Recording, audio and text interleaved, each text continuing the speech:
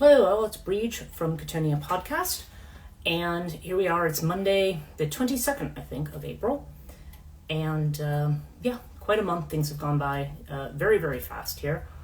I just had a birthday this past weekend, which I did post about, and a lot of you commented or liked or gave you good wishes.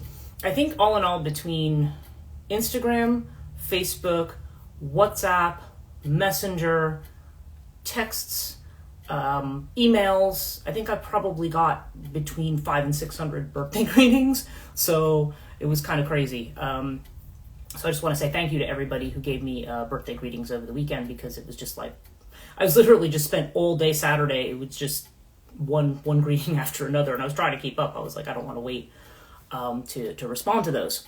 So that aspect of the birthday weekend was really, really nice. People have asked me, they said, oh, what'd you get for your birthday? And I said, well, I got this cool thing from my sister. See, it's got the little cat on it. It's got the little cat eyes. It's a Buddha stone bracelet. I think it's supposed to be something that she got that was supposed to bring good luck. I have a pendant on here that my friend Jenny gave to me of Archangel Azrael's sigil. I actually do have an Azrael sigil that I already wear. I'm going to talk a little bit about that too today, because Azrael represents some kind of a shift in some of the work that I'm doing. I mean, we're not abandoning dark feminine by any stretch, but that kind of component of things has been kind of added on.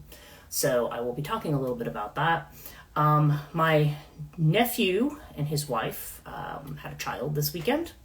Literally probably 8 hours, if she had been born 8 hours later, or if she was born in England, because it would have been 8 hours later, because they're in California. My grandniece was born, so she was literally born a few hours before my birthday. We were like this close to having the same birthday, but she's cute. She has an older sister who is 2, but seems to love her to death. So everything's good. That's all good on that front. But that was a bit of excitement this weekend, and so obviously it's just been. I don't know. There's some people, their birthdays are very low key. They don't really do anything with their, for some reason every year mine turns into birthday month. It's only another measurement of another year around the sun, I guess. But it's just an excuse to have fun. Not that we really need an excuse. I think in life people should be trying to have fun, should be able to live their lives the way they want to enjoy themselves. So I think, I just think it's kind of a cool thing to be able to do that. So as I'm doing this live stream today, I think I went out the weekend before. I went out this weekend. Sunday was my mother's birthday. Okay, because my mother and I are a day apart. You astrology buffs will say, "Oh, that's good. 2 Aries Taurus cusp people in the same household." That I'm sure that went splendidly. It's, but we ended up going out to lunch, and down by my mother's place. I went with my sister and her husband and my aunt and myself, because we're the only ones I think really left. And I guess her neighbors came and joined us as well for a birthday cake when we went back to her house. But it ends up kind of being a little bit of an interesting. I might talk just a little bit about it. I don't want to spend a lot of time on it, but there was just some interesting irony with regard to, because I've had a lot of discussions over the last few weeks about family and ancestry and the things that kind of arise around that. And so we have this birth of a child, and then we have these 2 birthdays. We have mine. I'm in my early 50s now. My mom is 87. So we are, So there's and there just have been some very interesting dynamics that her neighbor ended up playing into in a way that, her neighbor's a lovely person. She's not nothing against her neighbor, but her neighbor kind of ended up saying and pushing a few buttons with things where my sister and I were just kind of looking at each other. But it was completely unintentional. Although if you believe in synchronicities, I'm not sure that maybe from a universal standpoint that it wasn't intentional. But anyway, so just a few updates on that. I gotten these things for my birthday, and my nephew gave me a certificate to get a massage. So I'm so grateful to him for that, because that's just something I've needed for a while and just haven't indulged in, because I've had to spend money on other stuff.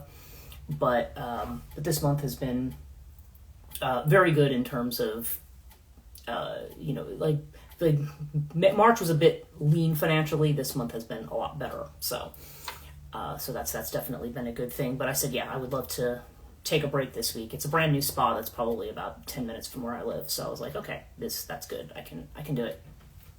So anyway, so that's the birthday update. The curious and funny thing was that we had spent a lot of time when we were driving to, because my sister picks me up, because they live the farthest out, and they're like, we'll just bring everybody, we'll bring one car. And so she picks me up, then she picks my aunt up, because my aunt doesn't drive. And then we go to my mom's. And then, we just all go together. So but the whole way there, we were just talking about the whole way that my mom, and I understand that she's 87 and that when you're 87, your memory is not going to be what it was. But my mom has never been somebody who's had a great memory, especially when it comes to things that she does, because everything she does is right, always. She never makes mistakes. Everything she does is right, always. So if she says or does something that hurts your feelings, or just comes across as like being thrown under the bus. I've talked about this in another live stream. I'm not going to rehash it. But when she does that, if you confront her on it and you say, you said this thing and it really did hurt my feelings, she'll be like, I didn't say that. You made that up. I didn't say that. That's always the way it goes.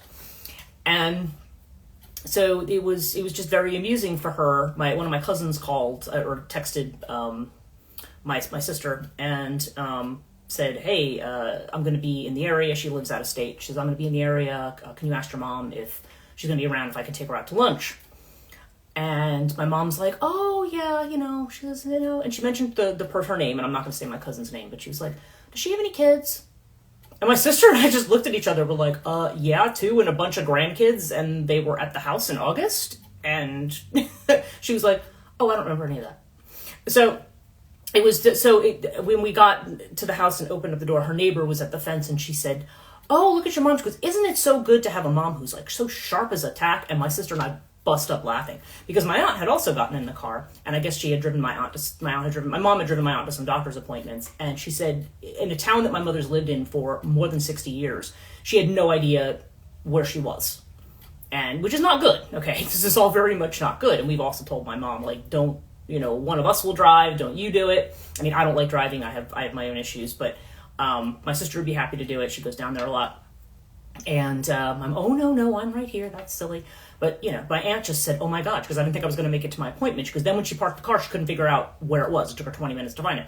So, so there's just all this stuff that so my aunt was complaining about it. And then we step out of the car, and the first thing the neighbor says is talking about how sharp my mother is.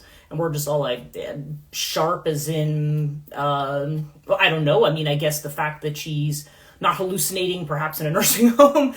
Yeah, okay, I guess in that sense she's sharp, but in terms of other things, it's like, not quite what you think.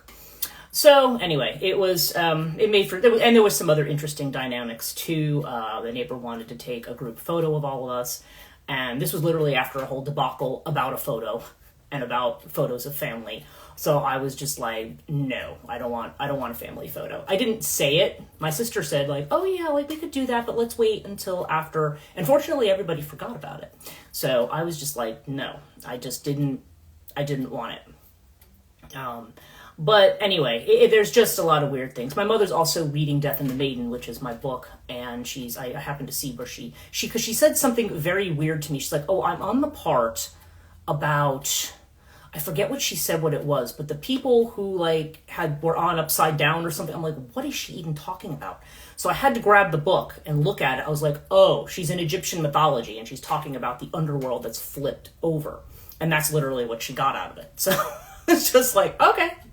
I was like, yeah, okay, I did say something about that somewhere. Okay. So I was just like, did I say something about that in the book? But it's interesting that she's reading that now. I think my mom is kind of, as she said, she's 87 and she's already talks a lot like she's kind of end of life kind of stuff, like talking, she'll just randomly bring up like her funeral and all this kind of stuff and whether or not, should we really still have a mass? Should we do this? Should we do that?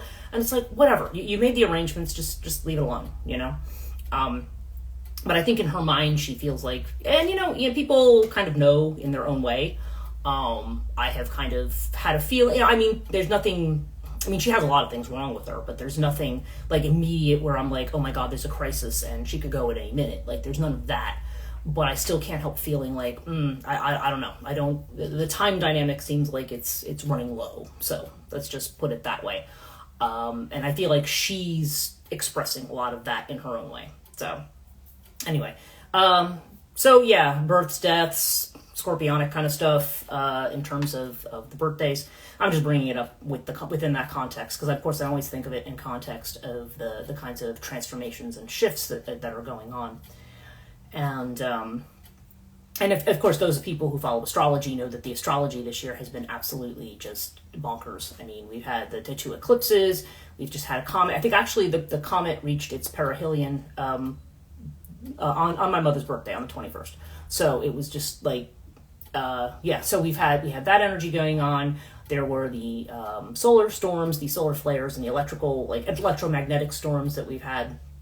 Because everybody I talk to is just like, oh my God, they're so wiped out, or people are so frustrated, or there's stuff. And we got a Mercury retrograde on top of it, plus a lot of this Mars-Saturn energy that is very uncomfortable. So a lot of people feel like they're in a powder keg, or they just feel like they're completely drained. So I don't know how many people watching feel like, yeah, this month I've been like feeling completely drained.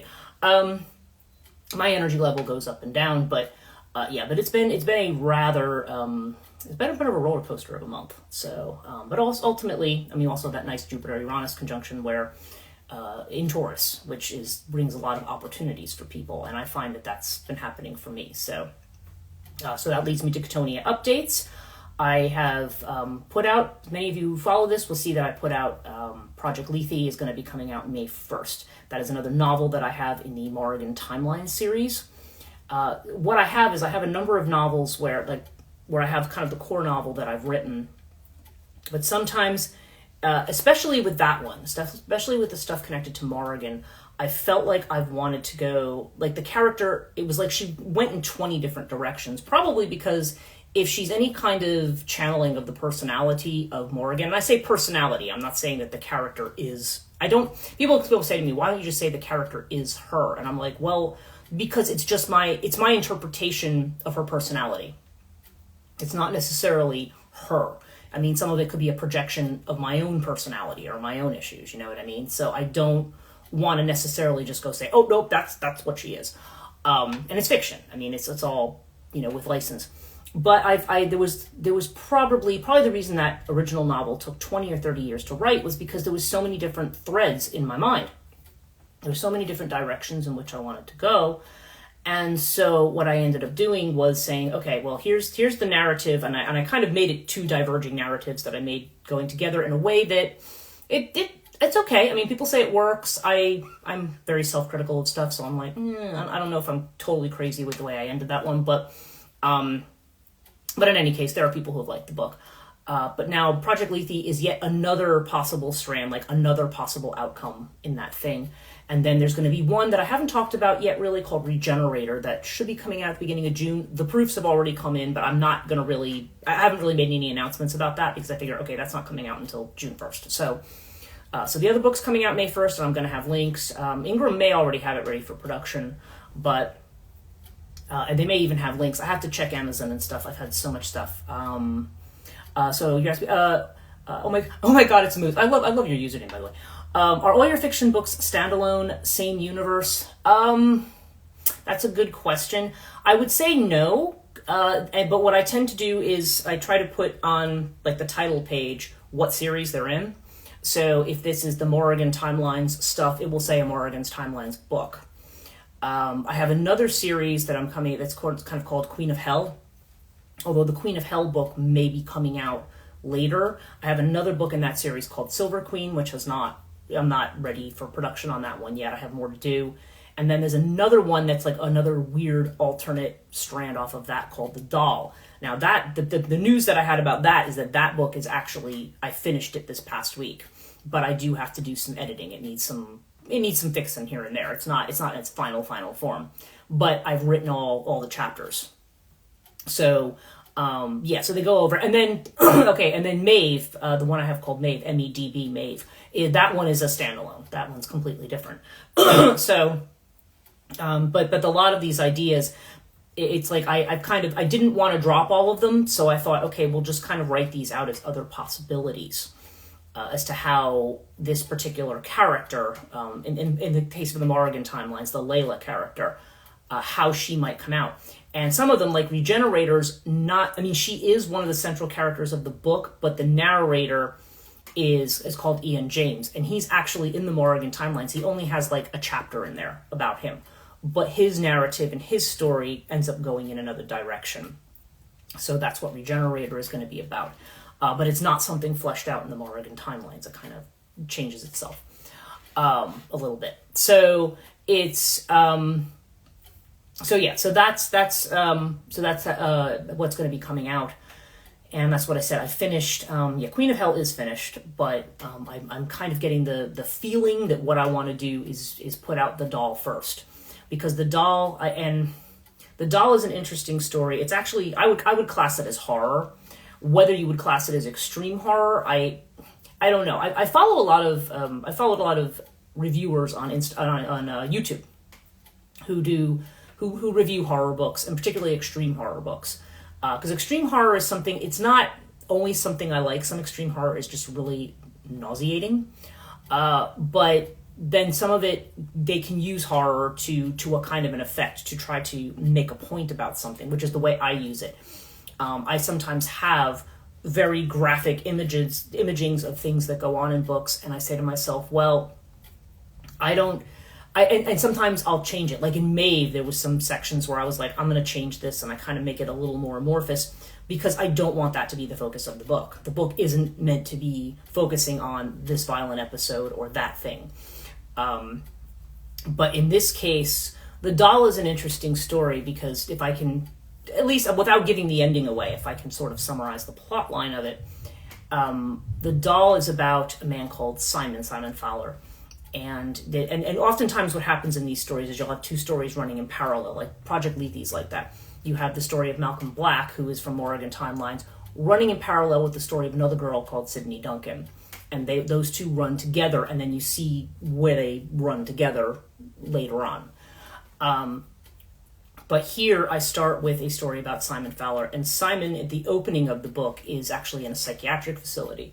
And he's very, very upset. He's often and you see in the next chapter, there's kind of his backstory. They call him Simple Simon, because he's not really that he's simple. It's not like he's got, there's something that's off about him, but it's like he's grown up and he's had like a really dominating mother. He has a mother who's taught him that, who's made him scared to death of women, because she's taught him like vagina dentata is like a real thing. And but his parents die fairly young. So, like, they get in an accident, and he's kind of left with everything. And his mother was just like one of those, like, didn't let him go out to play, didn't let him do a lot of things. And so he was kind of like, and then not having this clear understanding of like sex and things like that. Yeah, like even from what he learned, he just had this very kind of mixed up view. So he became very reclusive, but he liked to make sculpture. He liked to do things. So you see him, but he's in this facility, and he explains that he has made himself a doll, and that, his mother always told him that boys can't play with dolls, and he's sure that that's why he's in the facility, that they came in, somebody said that doll was stolen, and then they broke it on him, and he goes into this whole kind of weird ramble about it. And then you go through the story, because then the parallel story has to do with a girl called Sarah Emerson, and she is now again, she has a storyline that's kind of similar to Layla's second story, so I guess it sort of ties in there, but it goes, it's just the trope. It kind of goes in the same direction, that she has family tragedy, she gets sent away to kind of a school, and so she's kind of on her own. And so then there's watching how she copes, and then there's watching Simon and what he's going through and what's going on in his mind. And then at some point you find out that fairly early on that Sarah just, when she doesn't get to go home one day when her mother's supposed to come get her and doesn't, she disappears. And the school says, she ran away. And but then you come to find out, all of her luggage and her possessions in her room, so she didn't run away. So what's going on here? And then you kind of start to see how and then like the boyfriend that she had decides he's like weirded out by this whole thing. I mean, he had broken up with her, but he's like, I'm kind of, he goes with his aunt, and they decide to go to this town to try to see what's going on, because the mother has kind of washed her hands of it. She feels like, her daughter, well, everything I did for you, and now she runs away, how ungrateful she is. Like, she's kind of taken that track, but they're like, no, something's not right here. So it's kind of the mystery of how they go and they try to figure it out. But this is the town where Simon lives. So it's kind of like the way that those stories end up coming together. You get to a point where you realize that what everything initially presented in the story there's something very different going on later on, and it's something that just like makes like the hair. I mean, even when I write it, the hair standing on the back of my neck. So it's So that's the doll. I think it's I think it's I don't know. If for whatever reason the feeling that I've had, I guess you could call it you want to call it my inner voice, my guides, whatever you want to call it, that I feel like that's the one that I need to work on and finish next, even though Queen of Hell is technically ready to go. So I'm moving some things around, and I think I mentioned before that I heard from Theon this month, and I know that they're putting out, I think, an essay by Harper Feist this month, is what I think they had said. So they've got a couple of editorial things in the hopper, and then my book is going to be one of two next ones after that, which is Phantom Queen. That is the one about the Morrigan. So that one will be coming out as well. So so that's kind of the update on what's going on. Oh, and very important, I'm doing a podcast called, this is funny, I'm doing a podcast with Joanna Gajewski. She has asked me to do, I think it's something called Mount Olympus Radio, but on Wednesday evening we're doing a podcast, and she has a couple different ones, but this one's called Joyful Empowerment. And I remember telling my sister this when we were driving, and my sister started to laugh, but she says, are you sure you shouldn't be, are you sure that's like a title for a podcast you should be on? Like, maybe you should be on something called like Dark and Futile. Like, why are you on this podcast? So, so anyway, it was just, so I'm going to be on this podcast on Wednesday. Joanna had wanted to talk to me about practice and empowerment and things like that. I have the list of things that she wants me to look at, but I think that one's going to be more of an informal conversation. I know she wants me to do something else in terms of practice and the practices that I do back in June. And it's a different podcast, but I have to go back to my notes and see, because there's just so many lists of things going on right now that, but that is coming up Wednesday. I did post something about it here on IG, and I will post links to that pretty much everywhere, all my social media, including YouTube, when I have it, because I know that they had posted the announcement, but not the link. So once I have the link, I will post that, so that if people would like to listen into that, Joanna's really great. I haven't, she was the one who was, I think, who had recommended me for Witches Fest, but then they had a whole thing last year where they didn't end up doing any of the speakers. They had technical issues and stuff, so that didn't end up happening.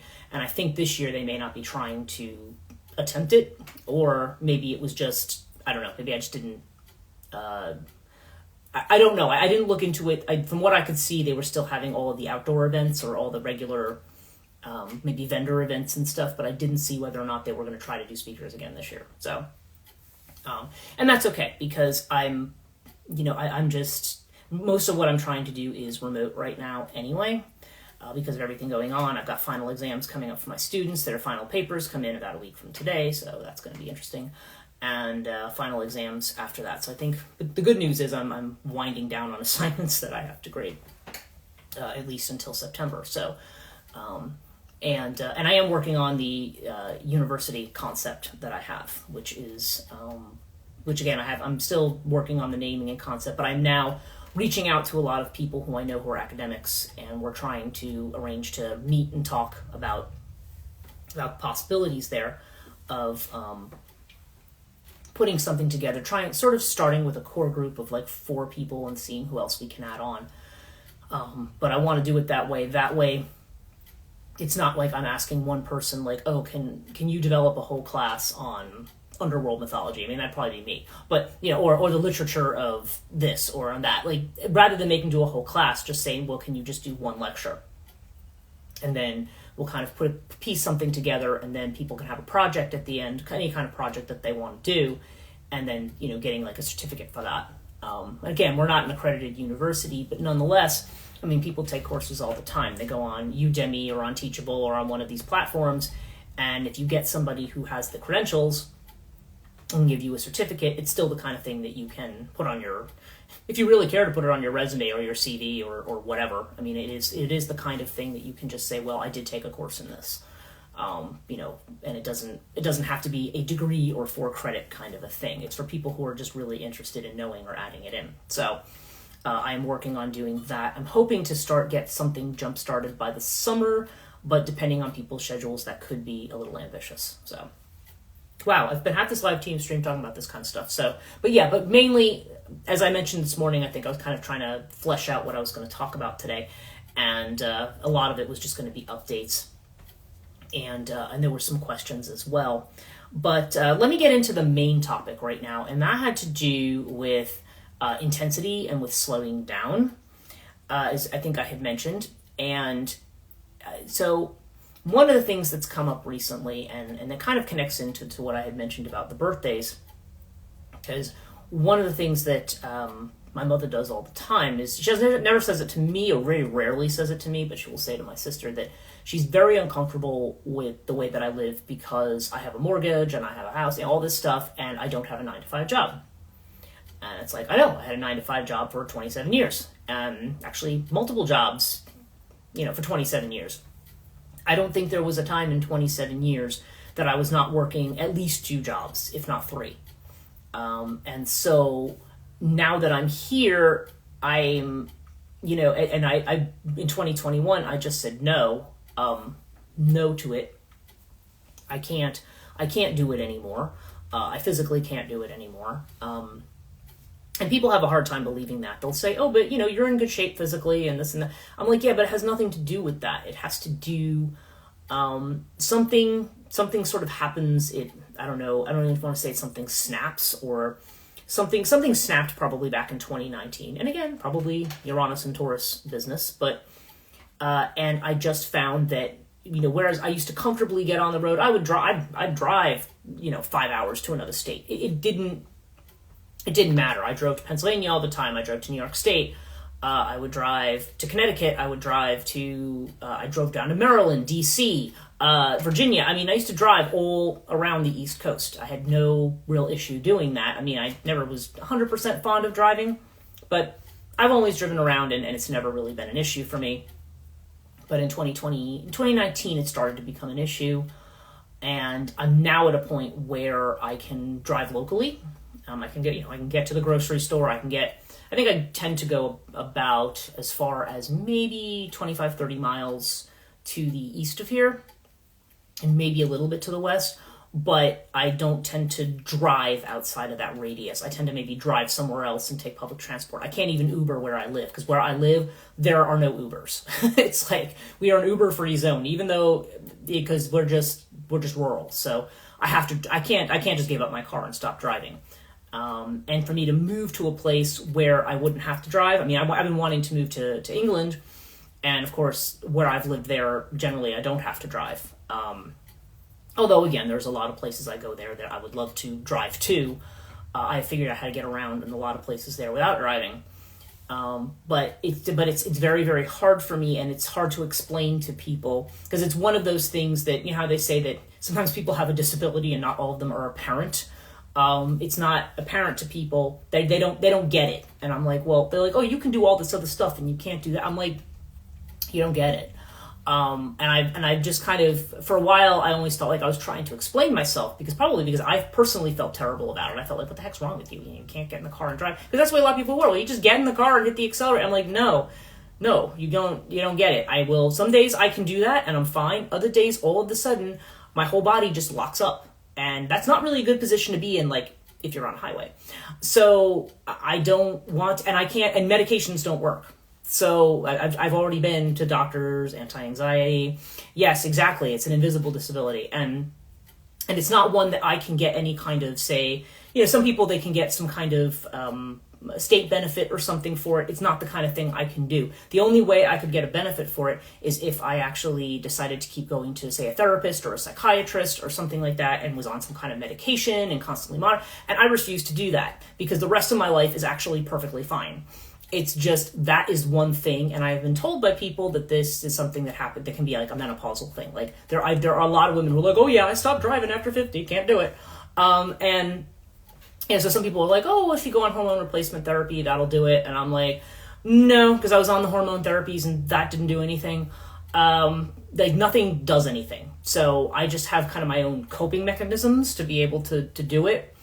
And I hate it because I don't want to be stuck in the house. I want to go out and do things. I'd love to go to places. Like there's people like, oh, they're having this convention down here. We're doing this here. And it's like, yeah, but unless somebody's driving me there, it's not really safe for me to do it. So, but yeah, if I could, and for me to move to a place where there's public transport would cost me like 5 times what it costs me to live here. And I couldn't afford it.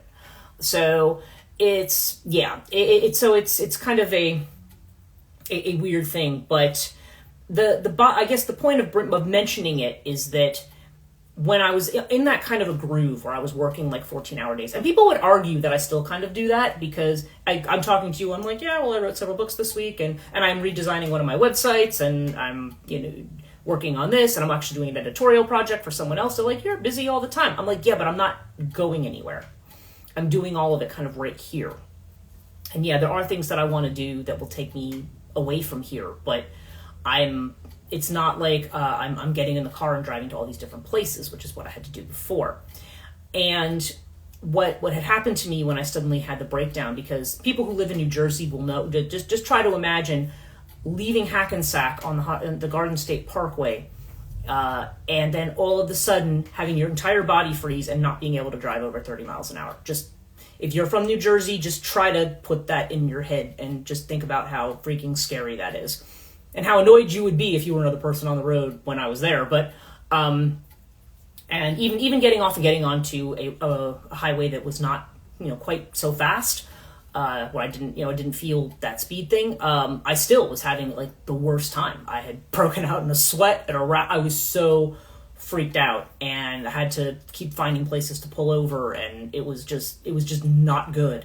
And I was hoping it was kind of be like a one-off event, but it turned out to be a long-term event. So anyway, all this to say that at some point I had to say, you know what, had to have a life change. And during COVID, when we weren't allowed to drive anywhere, I was like, cool. Everybody's upset that they can't go places. I'm like, hey, well, I can only go to the grocery store and the pharmacy. That's great. Thank you. I don't have to drive anywhere. And when I did have to drive anywhere, nobody else was on the road. And somehow I feel like that was an element of it that kind of took some of the pressure off. I still can't do highways. Even when at my best, I can't get on a highway. But I was a little better. Like I went to England and I went to Ireland for several months. I came back. My driving was great again. Within 6 weeks, it deteriorated again. So it kind of comes and goes.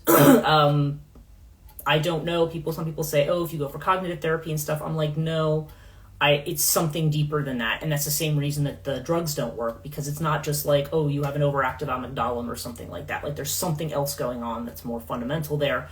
And that's the thing that would have to be corrected potentially, but I don't know that it's all entirely, it seems to be chemical and not at the same time. So, but the bottom line is I can't do I can't get in a car and drive to a normal job every day. It's something I was kind of driving places part-time for a while, but even that I just found was very, very stressful for me. I don't want to be on a schedule of having to do something once in a while. Okay. But trying to do things on a regular basis, it's just, no, I need to do things, and I want to work remotely because I want to be able to work from anywhere, right? I want to be able to go where I want to go. But there's definitely a thing that goes on where I think we feel like we have to be doing something all the time. And I don't know how many people feel that way who are watching this, but if you have this thing of, if I'm not working, then somehow I'm not doing it right, or I'm doing something wrong. Now, my mother is definitely, again, not to keep bringing her up, but just to kind of talk about the ancestral pattern of this, is that she is one of those people, like I said, if she has nothing else to do, she'll be downstairs like vacuuming the concrete basement floor. I'm like, why are you doing? Oh, it needs to be done. Or she'll just sit there and she has to like weed the sidewalk. Like she has to do something all the time. People who follow human design call that generator energy. But see, I'm a generator. I'm a manifesting generator in human design, and I used to be like that. Like, I have to be doing something all the time. And even when I'm home, I find that when I have days that when I don't feel like doing stuff all the time, when I just want to have a day to chill out, like I start to feel that's when all the self-criticism starts to come in, like, oh, and then that makes me think, like, okay, well, maybe the reason that we are trying to keep busy is because we don't want those little voices in our head, these little, that little nagging voice that criticizes you all the time, to be coming up and bringing up stuff. You're like, nope, I'd rather just turn around and keep busy and not focus on it. I mean, if you've ever experienced, I'm sure everybody here has experienced some kind of a loss, whether it be of a family member or a pet family member, so whoever it is, somebody close to you. We all will experience loss at some point. And in my lifetime, there just seems to have been a lot of it. That's why I said I don't have a whole lot of family left, really. That when you are managing loss, a lot of times, like if you are working at a job, they will give you bereavement pay. They'll say, like, okay, well, you get, where I used to work, they would give you a week off. Some places give you 3 days to make funeral arrangements and to go to a funeral and stuff like that. But you'll find that a lot of people, even if they're given ample time, like when my brother died in 1989, my mother was working, and the place where she worked, which was actually the same place where I worked, we both worked at the same library, and they were like, look, take time off, take your time, you've got plenty of time, don't rush back, just do whatever you need. But my mother was back to work within, I think, the 3-day bereavement. She was back the next day. And everyone's like, why are you back already? And she said, I can't just sit at home. And I understand that. That's actually, I don't think that's a negative thing. I mean, a lot of times we just kind of want to pull ourselves together and get on with it because we don't want to allow ourselves, we want to refocus. We don't want to lapse into depression. We don't want to lapse into, but I think the only problem with doing that is that I think we end up falling into a space where we don't really allow ourselves to heal in that kind of a space. And it's not like you necessarily have to sit home and stare at a wall. I mean, people do go to therapy, if they're having difficulty coping. That is another thing I've been doing, by the way, is I'm working on grief counseling certificate right now as well. And, maybe that's also why some of this is on my mind right now. But there's this whole thing about slowing down. Like, there's this constant buzz of activity that has to go on because we don't want to deal with what's sad underneath.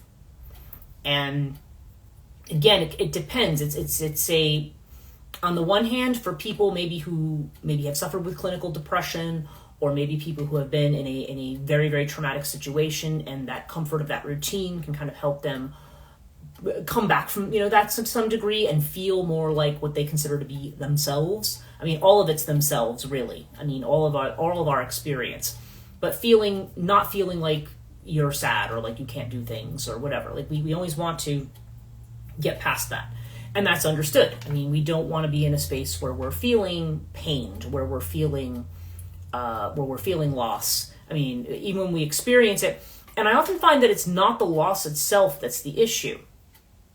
Because if let's just say someone's been sick for a long time and then they pass away. The moment that they pass away, there's like something that happens. It's like there's this kind of shock inside, and then there becomes this idea of a void because, okay, this person was there and now that person's not there. And that's really what the issue is. It's not so much, I mean, if there's an attachment to the person, then yes, the loss of that person is definitely going to make you feel, it's definitely going to affect you in a very personal way. The grief is going to could be very palpable. It could be very physically painful for you to lose somebody, or beloved. I find, there have been people who have died in my life who I felt that way about.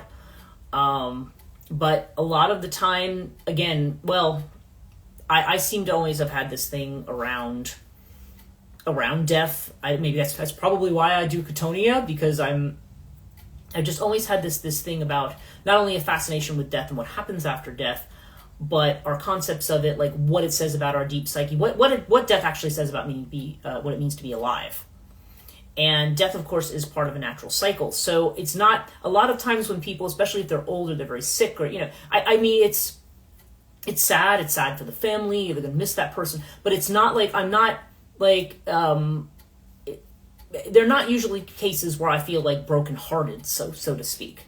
Now, again, there may be certain people in my life who maybe I will feel that way about when that time comes. I find that if I go to a funeral and I have a family member, like okay, my aunt died, and I forget how many years ago it was now. It's probably, it could be 7 or 8 years ago now. But when she died, her husband was very, very attached to her. And he was just devastated. He was like throwing himself on the coffin and just sobbing his eyes out. And I was crying at that funeral, not because of me, but because of him. I'm like, that poor man. He is just like, he is falling apart. And that was the thing that really affected me. It wasn't about me and my relationship to her, because, I mean, I knew her, but I really maybe saw her once a year. She wasn't somebody who I felt a deep attachment to. But when I see other people, or when I've had friends who have lost siblings in very highly tragic ways, again, even if I wasn't somebody very close with the sibling, to see how it's affecting them and their family, that's the thing that gets to me. It's not really about the other. Because the person themselves, you figure if that person's been suffering, obviously when somebody's life is cut short tragically, that's its own trauma, that's its own thing. And that adds another layer of grief, another layer of complexity to it. But when you're talking about somebody who is, like I said, who's been sick for a very long time, maybe he's had no quality of life, and then they pass away, it's almost like a relief in the sense of, okay, now that person can rest. They don't have this suffering that they're dealing with anymore. But the people left behind, those are the ones who are really, that's what rituals are for. Now, of course, if you follow ancient afterlife beliefs, the ancient afterlife beliefs are the ones that will say that, if you look at the Iliad, for instance, as an example, when Patroclus's funeral has been put off, he appears to Achilles and says, "Look, I'm stuck. You need to do the funeral rites so I can move on." Like, literally, the rites were considered to be part of what you needed to be able to move from one space to the other. I mean, that's generally what rituals are assumed to be for. You're in this space where you can finally move on from something. You know what I mean? Because the ritual provides some kind of closure, and in those cases, it's believed that for the soul, it literally provides the closure. That's why when you have certain things like in Antigone or in Sophocles' Ajax play, where you have the idea that the person who dies, they're not, we're not going to give them a proper burial. Like, that's the worst thing you could do for a person, because you're not allowing that person's, whatever remains of them, to have that closure. Because the idea was they couldn't enter Hades. They had to kind of move along the coast, Anyway, I'm kind of going off into this tangent on this. It's interesting. But it's a live stream. We'll just see where things go. But the point of this is that our intensity, I feel like a lot of times maybe this sounds very existential, but a lot of it's an avoidance of that kind of stuff. It's an avoidance of thinking about, it's just, or the way to look like feel like we are productive members of society. And, we all are in our own way. But my whole thing has always been I've always, in the work that I've done, want to steer people towards, okay, if you have 24 hours in a day, according to our standard of time, right? And generally people work 8-hour days, okay? So a third of your day is spent doing something, and maybe more than that, okay? It all depends. Then why would you want to spend at least a third of your day doing something you hate? Doing something where you get up and you just think, oh God, I gotta do this again. And you just kind of suck it up, you drag yourself through it because, well, I need to have a paycheck, well, I need to do this. And sometimes that is a reality. You can't do anything about it. Sometimes it's just, that's where the chips have fallen, and that's how it goes for whatever reasons. I mean, everybody's situation is different. But I think, again, especially with COVID coming, I feel like when people had to stay at home, when they couldn't go to work, that they couldn't get in and get involved in the rat race that's the morning commute. A lot of people were like, hey, wait a minute, there's this quality of life thing. Like, I'm at home, like, I can get up. I can sit with my family. I can have breakfast. I can go out for a jog. I can, these were different things that I would hear from people. For me, I designed an Oracle deck and wrote 2 books during COVID. But I was still working. It wasn't like I wasn't doing my job. But I was doing my job remotely, so I wasn't spending half my time on the road. I could sit there, I'd get up in the morning, I'd sign on, I'd get all the work that I needed to get done for the day.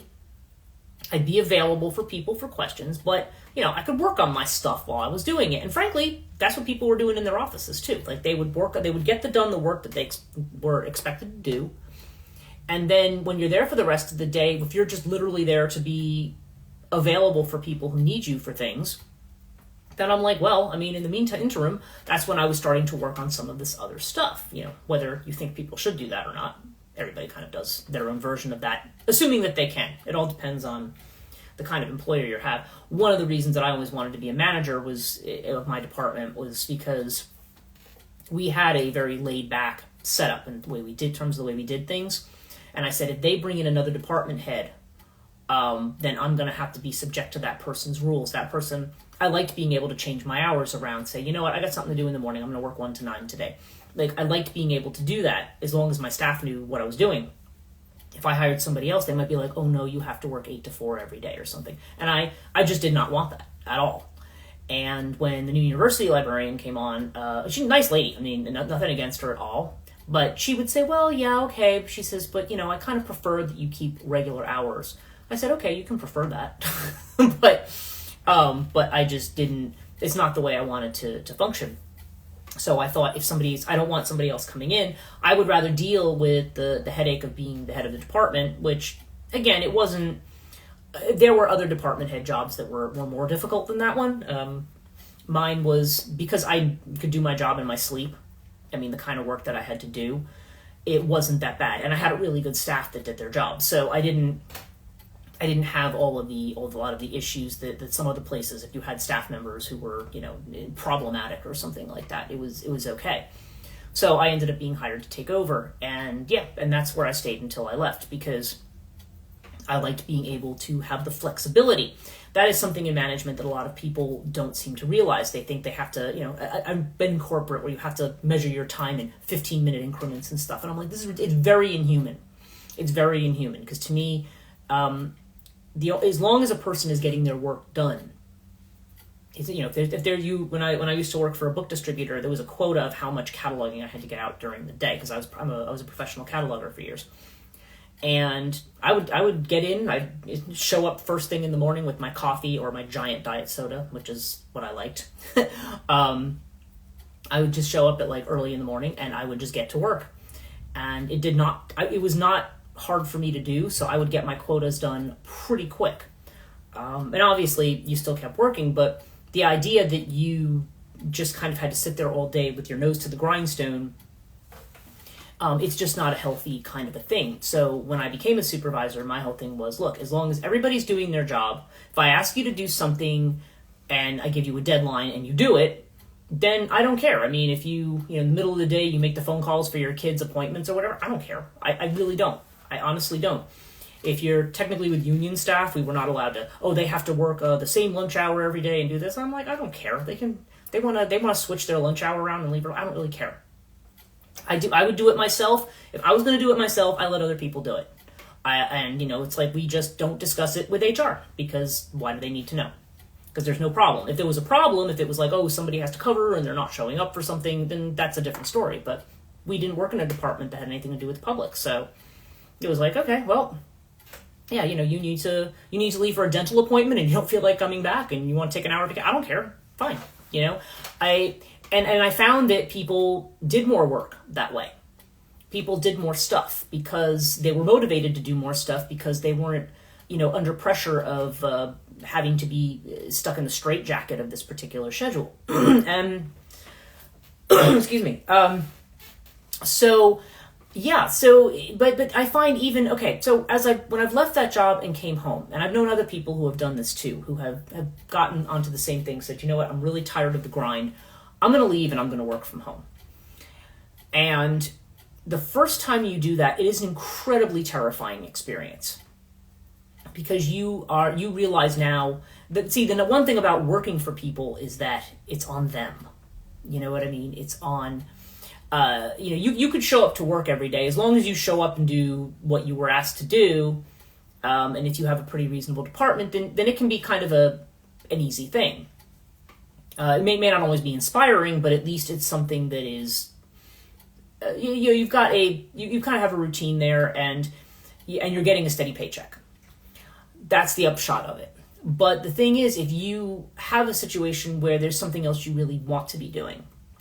Like for me, I started Cattonia in 2019, and it really just started as a podcast. And I remember I had to, I think I've said this, I've recorded 6 months of episodes up front, and that's why some of them are so bad, because there wasn't any editing. It was just, I had 3 other jobs going on, and I already had my doctorate by then, but there was all this stuff that was going on, and So I just did not have the time. I wanted to do this. And of course, when you're new to anything like that, you get all kinds of advice from people, you can read all kinds of stuff, but a lot of times you just jump in and see how it goes, which is pretty much what I did. And over time, I mean, obviously the product's improved, everything's improved, because my understanding of what to do and how to do it, and my schedule with regard to it the way I do it has changed. So I think all the content is good. I think the technical quality of it has improved because I have paid attention to all of that stuff and paid attention to all the people who wanted to tell me how much those earlier episodes suck, not because of content, but because they don't like the lack of editing, really. So, you pay attention to that. I mean, people don't necessarily have to be mean about it. Some of them are, but. Nonetheless, point taken. So, and when I started listening to it, I was like, yeah, you know what? I think this is annoying too. So, I can't go back and change a lot of those old episodes, but I changed things up. So when I started Cattonia, it was with the idea that I was hoping that this would move into the ability of me to work on all the things, because I mean, I had degrees in library science, I had, this computer background and stuff, but I said, that's not really what I want to do. I want to do the stuff that's with my other background, my psych and religion background. I want to do stuff with the literary background. I want to do all that other stuff that people tell you, well, you can't do that because you can't make money at it. Like being a writer, for example. When you writing to, back in the old days, one of my favorite places to go in New York is called Sunnyside, and it is the house of Washington Irving, the guy who wrote Legend of Sleepy Hollow and Rip Van Winkle and all of those are the ones he's most famous for. I have read his sketchbook and some other things as well. And he's also written about the Alhambra. I know that in Spain because he was an ambassador to Spain. And his house, the house that he lived in until he died is in New York State. It's in Westchester County, just outside of Tarrytown, which is where the Headless Horseman legend takes place. And in the town of Sleepy Hollow is actually where Irving is buried, because I've been to the cemetery there many, many times. But going to his house, and I think actually one of the New York tourism things it might have been the Tarrytown tourism, just posted something recently on Instagram about Sunnyside. And I always loved going there.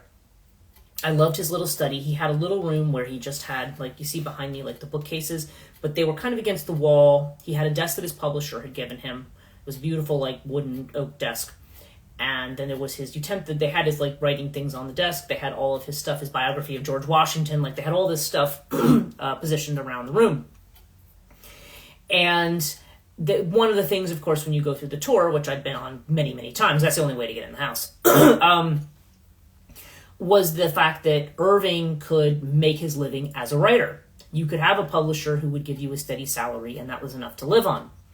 Now, he was also trained in law, and I know he had also been an ambassador and all this stuff, but the idea, then you look back at the Victorian era, and I look back at stuff, and I'm like, these are people who could make their living writing. You could write for a magazine. Charles Dickens, he would write for the publications and get paid.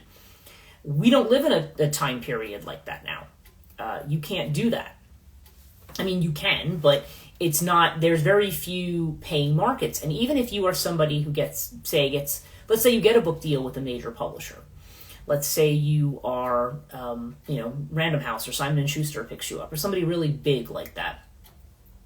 The bottom line is, unless they think it's something that's going to make them a pile of money because there's some mass market appeal to it, or you are a celebrity, or whatever, nobody ever gets rich from being on the New York Times bestseller list.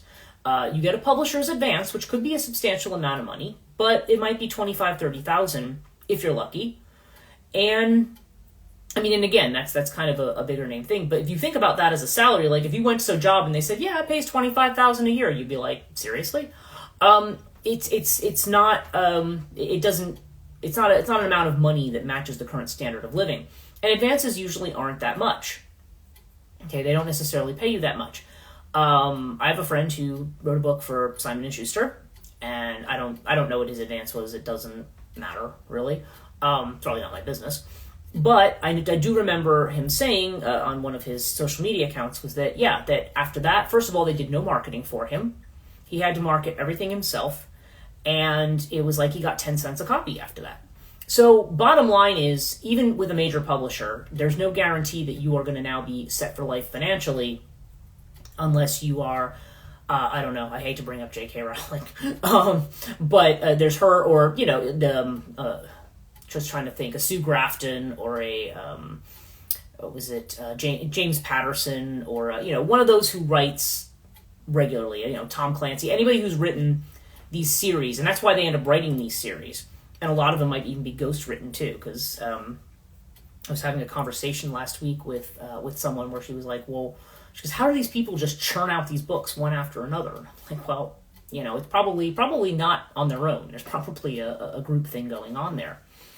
But I always said that I want to do what I want to be doing. And, there's that old kind of cliched expression, I think it was a self-help book on career called Do What You Love and the Money Will Follow. Well, that's sort of true. But there's a lot of work involved in doing things on your own. And the perception that people have had of me is just like, my mother will be like, oh, well, you must just be sitting around at home all day. I'm like, no, actually, I'm probably working more because I have to keep up with everything. And then I still feel like I'm not keeping up with everything. There's days, I may go days without posting. I may go days, not that posting has to be central, but the way algorithms work, if you don't post regularly, you get dropped. People don't see your stuff.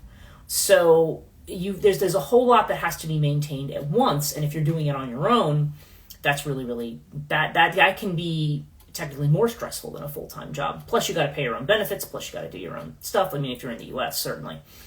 And so I don't know. But the one thing I will definitely say about working from home is that, and working in this way, is that when I have days, like I talk frequently about how I get migraines and stuff. If I have days that are like that, I don't have to do anything. I mean, I just say, okay, I have a headache today. I'm just not working today. I mean, if I have a client, then I will say, okay, I'll either reschedule it, or I'll say, I'll just try to suck it up for the hour that I'm working with the client, and because I don't want to shortchange the client because of my physical condition either. But I will spend some time. But then I can just do that. It's not like I have to call out sick, or take sick time, or things just kind of go as they go. And the one thing that I have learned over time is that you kind of have to get into a flow of things. When you want to do the things that you want to do, you have to, rather than, having a plan is good. I mean, at least certainly a loose plan, but the plan is probably going to change.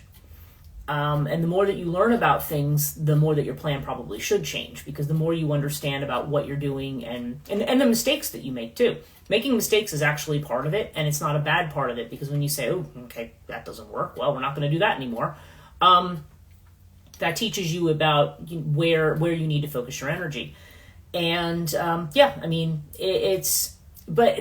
think it kind of goes back to I had one of my department chair where I went for my undergrad at Montclair just died a couple weekends ago, and I went to his funeral online. Like, it was in South Carolina, but they were live streaming it, And one of the things that I just remember about him was when I was already a graduate. I think I was in graduate school for psych and religion.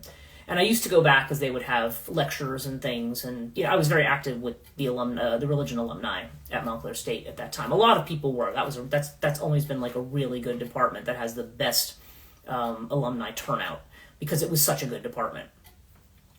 And it still is a good department. The dynamics are different now, though. A lot of the core people who were part of that dynamic are gone. And so this was Dr. Kogan. He'd passed away. But I remember being there for a lecture once and walking with him for some reason. Maybe I was helping him bring stuff in from his car for the program that night or something, or I don't know. But I was with him and it was another professor. And somehow we were talking on the subject of the fact that I was doing grad school and where I wanted to go with it.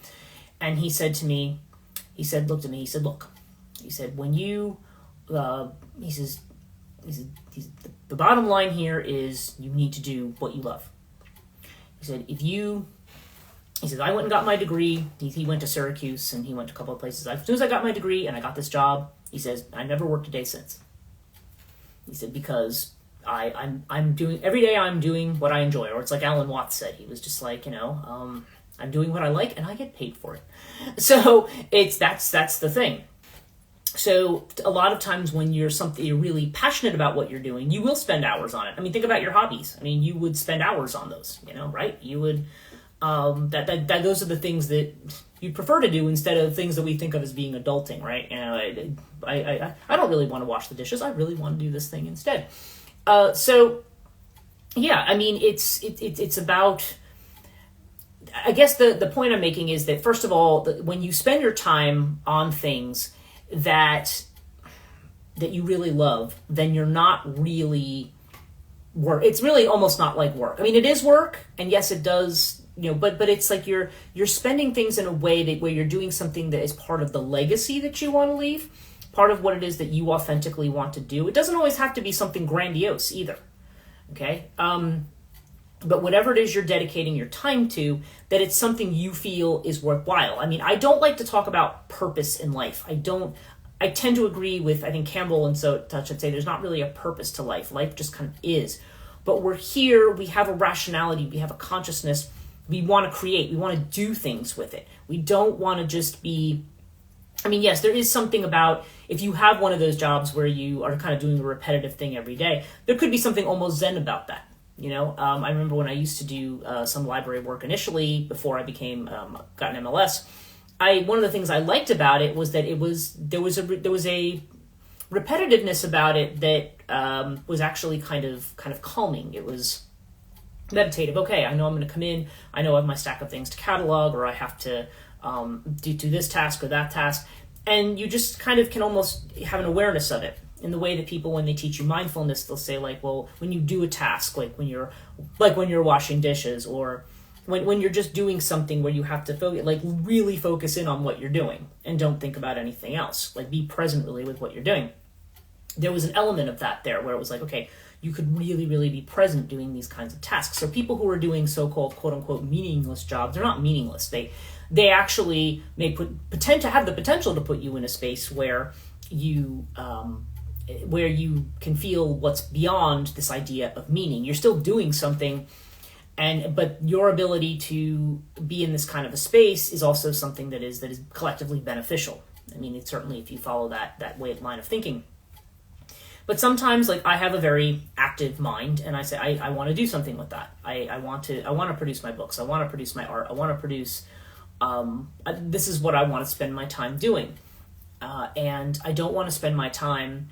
I don't want to spend hours and hours a day in endless meetings and pre-meetings about the next meeting, and things that just, to me, were just ridiculous time wasters. After a while, I'm like, I'm showing up every day and literally doing nothing that has any value to anyone, or anything that I spend my time working on. They'll be like, oh, that's great, you're working on that, but there's no funding for that. Oh, we can't do that. So, and I even had people who worked for me who just really, especially newer librarians, who were just like, they had this sense of hopelessness. Like, they came in wanting to do something that made a difference. And you run into that barrier in a lot of places. We don't have the money. That's cool that you want to do that. People go to conferences, they get all fired up. They see these presentations and they're like, oh, we should do that. It's like, yeah, well, we'll never be able to afford to do that. And you're never going to get administrative approval to do that. So So that's why people just sit around. And I think this is kind of the cycle that's been broken. If you believe in the astrology of Pluto and Capricorn to Pluto and Aquarius, at least the potential positive of that is finding other ways other than grinding away at doing something.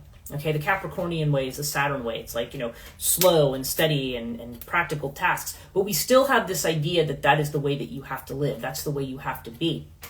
So when we finally have freedom, when we finally have the opportunity to do things in the way that we want to do, freedom is terrifying.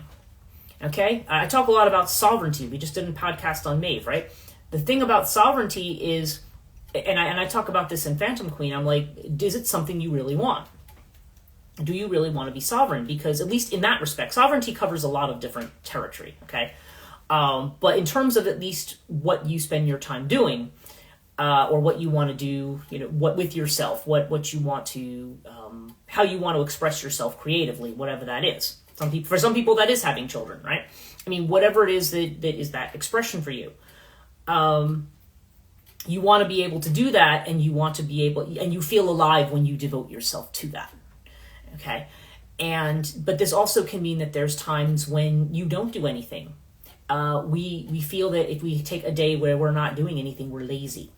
Right? Now, I'm sure there are people, who are just not motivated to do anything ever, but sometimes that's just, there could be another issue behind that.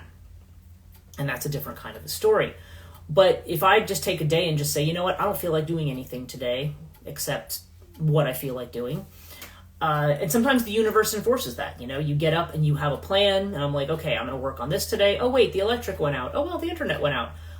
All right, I guess I'm going to get in the car and go somewhere, because I can't do anything at home. Sometimes circumstances enforce that we do something different. But my feeling is that we really need to understand the value of slowing down. That is one thing I have noticed as I've gotten older. Yeah, I mean, I'm totally into the stuff I'm doing, but I will write myself an ambitious list every day of the stuff that I'm going to do. But the reality is that I might get through 2 or 3 things on that list, because I just don't have the energy anymore. I take afternoon naps. I'm not. I still have a lot of energy, but I am not the person that I was when I was in my 20s or even my 30s. I'm not that person. I have slowed down, and the stigma of slowing down is something you really need to get rid of. Slowing down is part of care. It's something that you need to do for yourself, and you're not a bad person for wanting it. And people don't, I think people legitimately don't know how to do it and don't know what to do with free time. You think about the people who say, okay, I'm taking 2 weeks holiday and I'm going to go to the beach, and they're sitting there with their laptop and their phone, like talking to their place of employment while they're on the beach. And you're like, are you going to sit and relax and enjoy this? Oh, no, I can't. I have to answer this email. I have to do this and that. People don't want to get away from it. But the thing is, when you don't do that, I have always been a person who believed that, now I know nutrition plays a role in our overall health, right? I'm not suggesting it doesn't. But I think what's sometimes underestimated, or at least has been since the 80s, is the value of, is really, okay, I shouldn't say the value, the role of stress in this particular thing. I mean, the way in which stress can change our DNA, the way in which stress can get to us. And stress isn't always just, I'm sitting here feeling like pulling my hair out. Stress can be very subtle. And the thing that tells you about your stress is your body. Your body, like for me, when I decided to get out of the job, it's because my body was telling me, no more, we're not doing this. We're opposing you in everything you're trying to do right now. And I would get very frustrated, and you can't, it makes no sense to push against the current, because then you just get sicker, or you're just, every day you're just getting up and you're just a mess, and unfortunately, unless it's something that can be you don't want to really get to the point where something's diagnosable. I mean, I just turned 52. This is an age, I don't know how many people I have known who at 52 just suddenly dropped dead, out of nowhere. they just drop dead. And it's just like, and these are people who are very healthy. They go out and they run every day. They eat right. They do all this stuff. But probably they have such. I mean, first of all, part of that's genetics. Okay, we were talking about fate.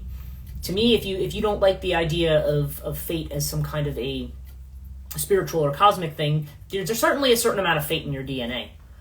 And when you're going to go, you're going to go. Like, I swear your body is programmed. And they do try to keep messing with that. But you're still not going to be able to mess with it to the point of immortality.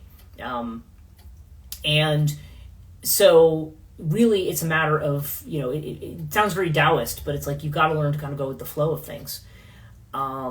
Because certainly one of the things, like I said earlier on, I'm very death obsessed, I guess. Not obsessed, that's really not the right way to put it. But my focus on my whole life has always been about death, afterlife, transition, things like that. That's always been the area that I've been most drawn to deal with. But as I had said this once before when I did a podcast on Eros and Thanatos, which I did for my patrons on Patreon, there's the connection between life and death is that they're not two separate things. They're not two opposing things. In order to embrace change, in order to embrace that death, that's how you embrace life. And I think at least part of what I want to get people to, this isn't just about darkness and despair and depression and, all of these things are there, and all of these are things that we have to deal with. And if you're just keeping busy because you're trying to avoid all of that stuff, you end up having a massive crisis when you go on later in life of some type. Something falls apart. The thing that you've identified with for years is suddenly not there anymore. And it's hard because that's the way that our culture is. We just continually keep fighting back against change rather than flowing with it. And part of that flow is like we don't like to think of ourselves as having limitations. There's a whole movement about, you mind over matter, just say your affirmations, or if you think it, you can make it. And I'm like, that's really only partially true.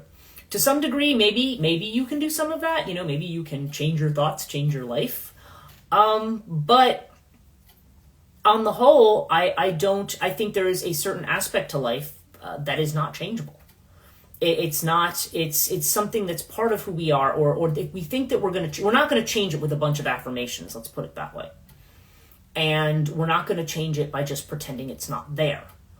And it doesn't mean that everybody has to, we don't have to become existentialists, right? But to me, it's not even about that. It's about recognizing the joy of everything just kind of as it is and where it is. That's really what the samadhi experience is. It's you recognize the joy of everything where it is, as it is. And yeah, when we get ourselves worried, and we do it all the time. Our minds, people say like, the mind is the greatest thing about a human. I'm like, I don't know that that's always true. Because I feel like our minds are the things that screw with us the most and make and keep us from enjoying something. Because rather than just simply observing something or being in an experience of something, if we have a moment where we just feel really at peace or really happy, now we have to analyze it. We have to rip it apart in our mind or compare it to something. Like we have to do something with it. The mind makes a lot of mess. It makes a lot of noise. And it's not that it doesn't serve a role, but it goes back to the idea that we need to tune into those other faculties that we have, that we need to pay more attention to how we feel physically, how we feel mentally, how we feel emotionally, and spiritually. Some people don't adhere to spirituality, okay, but still, there's the idea that kind of being in that moment is very, very important. And that's like one of the hardest things for us to do. It sounds really simple and it sounds cliche, but it's much harder to do than you might imagine. And so what I have found over time, working the way that I do, while I would certainly not call myself, I'm sure as heck not, I'm sure as heck not a yogi or anything like that. I no way that have I gotten rid of all the mental stress and stuff. It's just part of being alive and being in this culture. But if I compare myself to when I decided to finally quit my job and say, okay, I'm going to listen to my body, I'm going to listen to everything, in 2021. So here we are almost 3 years later. And my mom was freaking out. And of course I still have a house and, I'm still here. Some months are better than others. And yes, I'm not going to lie and pretend that, I've got perfect security and that everything's great all the time, because it's not. But I don't know, but the attitude changes and things are different and your priorities become different. And to me, in spite of whatever difficulties there might be, I don't think I would trade this. I don't think I would go back to saying, I'm going to give this up and go back to the 9-to-5 world, because even if it was all remote, because I said, I can't, this is, I feel like I'm at a point where it's like, okay, I've broken down all of those false things that are not me. Now I can be who I am, and I can be whom I am in front of people, and some people like it, some people don't, and that's fine. Not everybody, some people love what I do here on Catonia, some people hate it, and it's like, okay, well, that's your prerogative. Nobody says you have to like it, but this is, but I think when you have an intense amount of energy too, it's also very, very hard to slow down, because we always feel like we have to be purpose driven. So the thing that's really hard to get down to is that point where you say, you know what, I can do something that has no purpose whatsoever. That doesn't mean you have to be debauched and do crazy. I mean, I guess you could, but it's not, it doesn't require that. It could just be, you can just be in a place just to be there. And that's a really hard thing to conceive of. I remember, I think it was Joanna Madlock who had told me she used to give an assignment to her honors students where she would say, okay, I want you to go home. I want you to turn your cell phone off. I want your computer shut. Don't turn the TV on. Don't turn anything on. No media. And just sit for 30 minutes and then write about it. And the students were, they were like, this was the most horrible experience of my life. They could not bear the fact that they weren't picking up their phone, that they weren't, looking at this, looking at that. The fact that they were so restless, and we get so bored easily because we always need a distraction. But then the question becomes like, okay, but if you like meditation, people say, just sit and sit for 5 minutes. Who's gonna? Sitting for 5 minutes of meditation drives us crazy. You can't. We're immediately our mind wants to go to 50,000 things. But to me, that kind of proves how dominated we are by rationality, how dominated we are by the mind. So even when we talk about the feminine, the influence of the feminine, the dark feminine, taking time out to reconnect with the earth, things like that, we don't really know how to do it because we're in our heads all the time. Even me talking to you right now, I'm in my head about this, right? It's like it's hard to get outside of that. And so that's the big challenge here. That's why there's no cookie cutter way or 3-step program that's going to make it better for people. But I think maybe one of the things we just need to start thinking about is the value of slowing down. Okay, the value of taking time out, and even if something's uncomfortable at first, just kind of learning to sit with that, because we need to. Sometimes we just need to do that, and you need to be alone with yourself and quiet enough. That's the other thing too, people not knowing how to be alone with themselves. They can't bear the idea of being of dealing with I have people who say to me, like, how can you do everything by yourself? Like, I can't go anywhere. I can't go to the grocery store by myself. But that's another version of that. It's a version of I can't. I have to be doing, and I have to feel that I'm doing something that's productive to society, right? I have to be doing something useful, right? No, yeah, we do things that are useful. We adult. We do things that we have to do to get on with life. But to what degree do you, to what degree is just doing things of no consequence? And I don't necessarily even mean watching TV shows and stuff. To what degree can you be quiet and kind of hear, just what's going on inside of you for good, whether it be something that you feel is tormenting you, or whether you feel it's something that is maybe creative and waiting to get outside of you, I think it's just another layer of what I've talked about people kind of giving away their humanity to some degree. AI could potentially be a great thing for us, but if we're just going to yield all of that because we want to make time to do other stuff, well, what other stuff? I mean,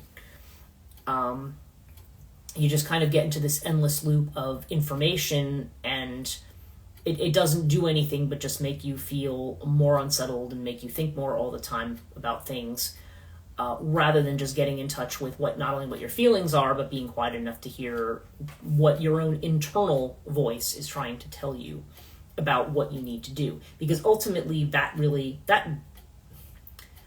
is the guiding star. And if we don't connect with that, you lose yourself in the, oh yeah, but I ought to be doing this. Oh, but I really need to do this for that person. Oh, I need to do this. I need to do. Oh, but people won't like it if I do this. This is really the acceptable or the socially right thing to do. We have all kinds of judgments about it, but and you still don't get away from them, really. I mean, once you've made the decisions, you're still gonna have people go, oh well, I don't agree with the fact that you're doing that. Well, then don't agree with the fact that I'm doing that. But it takes some time to get there. And I think I had posed a question about, I'm going to finish up with this because I want to talk about some other things, but I'm running way long. So one of the things I had talked about, I posted a question from the What Would Eris Do Facebook page.